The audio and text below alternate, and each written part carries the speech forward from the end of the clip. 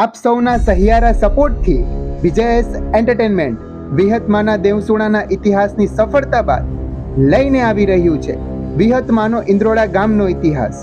શું છે ઇન્દ્રોડા ગામમાં વિહતમાના બેસણા પાછળની ગાથા? શું સંબંધ છે લુણી રબારી અને વિહત માતાજીનો? શું ખરેખર જીવરાજ લુણી વિહતમાને રીઝવી પોતાની સાથે લઈ જઈ શકશે કે પછી વિહત માતાજી થઈ જશે નારાજ? કોણ છે એ વ્યક્તિ જેને વિહત માએ પોતાના હોવાનું પ્રમાણ આપ્યું છે?